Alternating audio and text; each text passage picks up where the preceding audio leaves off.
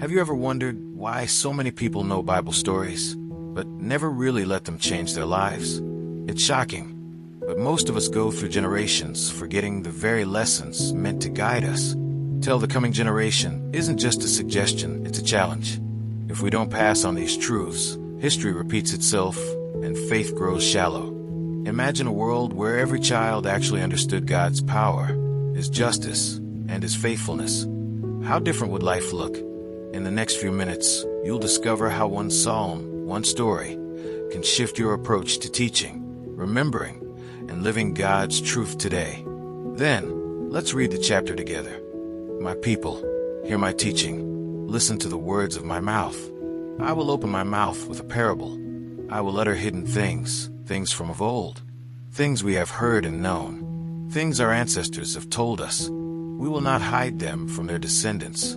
We will tell the next generation the praiseworthy deeds of the Lord, His power, and the wonders He has done. He decreed statutes for Jacob and established a law in Israel, which He commanded our ancestors to teach their children, so the next generation would know them, even the children yet to be born, and they in turn would tell their children. Then they would put their trust in God and would not forget His deeds, but would keep His commands. They would not be like their ancestors, a stubborn and rebellious generation, whose hearts were not loyal to God, whose spirits were not faithful to Him. The men of Ephraim, though armed with bows, turned back on the day of battle. They did not keep God's covenant and refused to live by His law. They forgot what He had done, the wonders He had shown them. He did miracles in the sight of their ancestors. In the land of Egypt, in the region of Zoan, He divided the sea and led them through. He made the water stand up like a wall. He guided them with a cloud by day, and with light from the fire all night. He split the rocks in the wilderness, and gave them water as abundant as the seas. He brought streams out of a rocky crag, and made water flow down like rivers. But they continued to sin against Him, rebelling in the wilderness against the Most High. They willfully put God to the test by demanding the food they craved. They spoke against God. They said, "Can God really spread a table in the wilderness?" True, He struck the rock, and water gushed out. Streams flowed abundantly. But can He also give us bread? Can He supply meat for His people? When the Lord heard them, He was furious. His fire broke out against Jacob, and His wrath rose against Israel, for they did not believe in God or trust in His deliverance. Yet He gave a command to the skies above and opened the doors of the heavens. He rained down manna for the people to eat. He gave them the grain of heaven. Human beings ate the bread of angels. He sent them all the food they could eat. He let loose the east wind from the heavens, and by His power made the south wind blow. He rained meat down on them like dust, birds like sand on the seashore. He made them come down inside their camp, all around their tents. They ate till they were gorged. He had given them what they craved. But before they turned from what they craved, even while the food was still in their mouths, God's anger rose against them. He put to death the sturdiest among them, cutting down the young men of Israel. In spite of all this, they kept on sinning. In spite of His wonders, they did not believe. So He ended their days in futility, and their years in terror. Whenever God slew them, they would seek Him. They eagerly turned to Him again. They remembered that God was their rock, that God Most High was their Redeemer. But then they would flatter Him with their mouths, lying to Him with their tongues. Their hearts were not loyal to Him. They were not faithful to His covenant. Yet He was merciful.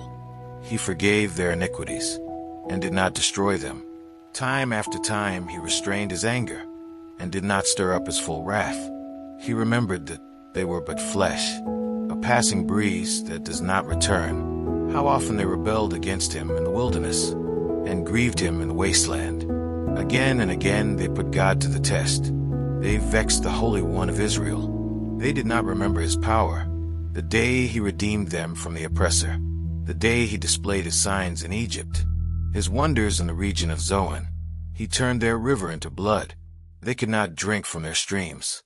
He sent swarms of flies that devoured them, and frogs that devastated them. He gave their crops to the grasshopper, their produce to the locust. He destroyed their vines with hail, and their sycamore figs with sleet. He gave over their cattle to the hail, their livestock to bolts of lightning. He unleashed against them his hot anger, his wrath, indignation, and hostility, a band of destroying angels. He prepared a path for his anger. He did not spare them from death, but gave them over to the plague. He struck down all the firstborn of Egypt, the firstfruits of manhood in the tents of Ham. But he brought his people out like a flock. He led them like sheep through the wilderness. He guided them safely, so they were unafraid. But the sea engulfed their enemies. And so he brought them to the border of his holy land, to the hill country his right hand had taken. He drove out nations before them, and allotted their lands to them as an inheritance. He settled the tribes of Israel in their homes. But they put God to the test, and rebelled against the Most High. They did not keep his statutes. Like their ancestors, they were disloyal and faithless, as unreliable as a faulty bow. They angered him with their high places. They aroused his jealousy with their idols. When God heard them, he was furious. He rejected Israel completely. He abandoned the tabernacle of Shiloh, the tent he had set up among humans. He sent the ark of his might into captivity, his splendor into the hands of the enemy. He gave his people over to the sword. He was furious with his inheritance. Fire consumed their young men, and their young women had no wedding songs. Their priests were put to the sword, and their widows could not weep. Then the Lord awoke as from sleep, as a warrior wakes from the stupor of wine. He beat back his enemies. He put them to everlasting shame. Then he rejected the tents of Joseph. He did not choose the tribe of Ephraim, but he chose the tribe of Judah. Mount Zion, which he loved, he built his sanctuary like the heights, like the earth that he established forever. He chose David his servant, and took him from the sheep pens. From tending the sheep he brought him, to be the shepherd of his people Jacob, of Israel his inheritance. And David shepherded them with integrity of heart. With skillful hands he led them. Let's say a quick prayer to thank the Lord for his mercy. Lord, thank you for opening my eyes through Psalm 78 and for showing me the importance of remembering your works and passing them on. I'm grateful for the lessons about faithfulness, perseverance, and your unending patience. Please help me, God, to apply what I've learned today, not just in reading, but in living it, in teaching others, and in walking steadily in your ways. Give me the courage to share your truth with the people around me, and the wisdom to lead by example. Keep my heart open, my steps guided, and remind me daily that your stories aren't just history, they're life for today. Amen. Now that you've explored Psalm 78 and the power of passing God's truths to the next generation, the question is, what will you do with it? Will you let these lessons remain stories on a page, or will you read, explain, and live them, showing others the path of faith?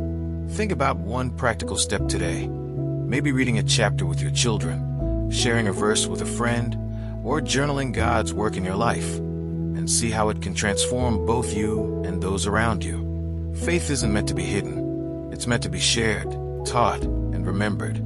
So I challenge you, start today. Ask questions, spark conversations, and make God's lessons alive in your family and community. And if you want more insights like this, don't forget to subscribe to the channel and turn on notifications, so the next lesson in God's wisdom is always just a click away.